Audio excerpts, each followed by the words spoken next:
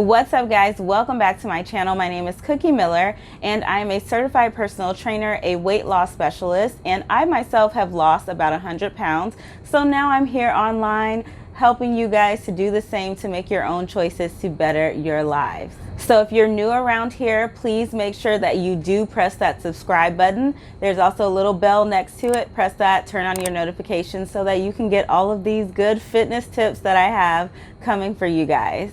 So throughout my weight loss journey, I've talked about this before, I tried a ton of different things. And I think that on this channel specifically, I've talked about kind of like the things that I tried that didn't work.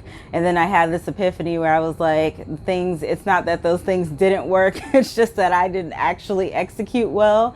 And so I haven't really talked about the things that did work really well for me, even if I don't necessarily do them right now. And one of those things is intermittent fasting. For a long period of time throughout my journey, I did use intermittent fasting to help me to really just be able to get control over my eating habits. So if you're not familiar, intermittent fasting is just a period throughout the day in which you are not eating. I do want to clear up the misconception that it means that you would maybe eat less than you actually need to eat. It does not mean that. It means that you will eat all of the calories that you need to eat for your body to function well, for you to work out, for you to do all of the things that you do and have your activity level. You just eat them in a smaller time frame. So we naturally all intermittent fast, especially if you're sleeping well throughout the night. If you're sleeping for 8 hours, then you're fasting at that time. And that is why we get up in the morning and we break our fast with breakfast, right? And so you are probably already doing somewhat of a form of intermittent fasting. But what we're talking about today is something that's going to be a little bit longer, a little bit more extended than that. And it's not just going to be when you're asleep overnight. So a beginner kind of phase of intermittent fasting, I would say, is a 12-12 split. And that just means that you're fasted for 12 hours and then you have a 12-hour eating window. So this would look like waking up at 8 a.m. and eating, and then having your last meal at 8 p.m. and then not eating again until 8 a.m. the next day. So not super hard, very easy for beginners to kind of ease their way into intermittent fasting. I would say the most common way to intermittent fast is a 16-8 split. And so that is eating for 8 hours in the day and then having a 16-hour fast. This would look something like eating at lunchtime, so like at noon, and then having your last meal at 8 p.m. And this is the specific window that I used because I really wasn't much of a breakfast person back then. It's changed now, but anyway, I would eat at 12 and then I would have my last meal at 8, and then I wouldn't eat anything overnight and not eat until the next day at lunchtime. So again, that's a 16-8 split. There are some super extreme splits out there like OMAD, which is 1 meal a day, and that usually correlates with the 23 hours fasted and 1 hour eating window. And again, if we go back to the beginning, you are eating all of the calories that you need for the day. So some crazy person out there is eating, maybe 2,000 calories in 1 hour, okay? So how can doing something like intermittent fasting help you to lose weight? Well, if you're someone who has been overeating and therefore you gained weight or you are heavier, then you probably will benefit from not necessarily having so much free reign to eat just whenever you want. So what it does for you is it mentally puts a boundary on the times in which you can and cannot eat, or in which you should and should not eat. And then that really helps somebody to mentally be able to stay within their caloric range. I find that this is very helpful for my clients whenever we do a calorie or a macronutrient drop. So whenever we take those calories a little bit lower, then sometimes we'll bring in some intermittent fasting, so that way, instead of saying, okay, I'm dropping your calories by this many, then we just push the eating window back.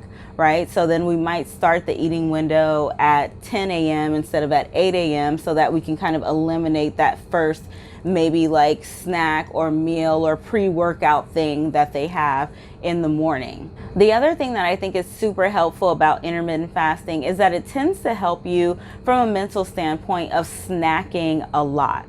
Okay, so I found that whenever I was doing my intermittent fasting, I was very much so focused on my meals themselves versus just being focused on grabbing a snack here and there, right? Because what I did, and what I would highly recommend that you do if you're going to try out intermittent fasting, if this is something that you're interested in, is to try to make your fasting window to fall within your troubled times. Okay, so for me, I'm a late night snacker, or I used to be a late night snacker, and so it's like if I could get up in the middle of the night and grab something here and there, then that's what I would do. But for me, having cut off that eating window at 8, and it's like just being very strict on myself, like that is it, then I would make sure that I would eat all of my necessary calories by that time, and then that was it. So when I did have those urges to get up in the middle of the night, it was mentally like put into my mind that no, I'm not going to do that. I need to stay on track. I'm not going to break my fast until noon. Now I want to give you guys some tips for how to stay on track when you are intermittent fasting, because those last few hours, I would find that around 10 a.m. it'd be like, oh my gosh, this is so difficult. But some of the things that I did were having black coffee. It has to be black coffee. It cannot have sugar. It cannot have anything in it. Okay, that's one of the big rules about intermittent fasting. And people will say, oh, well, can I have this or can I? You can't have anything that has calories. Nothing at all. There are no exceptions. If you're going to do intermittent fasting the proper way, then that's how it works. Okay, so having black coffee would help me, especially in the morning time, usually around that 10 a.m. time. That's when I would start to kind of like get those, you know, those hunger signals and start thinking that, oh crap, I'm about to like go get a bagel or something like that. So go ahead and maybe try to have some black coffee. And then another thing that really helped was to have carbonated water. So having something like Topo Chico or Perrier or something like that really helped me throughout the day and throughout the morning to kind of just like allow that hunger to pass and then be able to make it through my next couple of hours within my fast. I would say that the biggest piece of advice that I can give is to eat real whole foods. I know.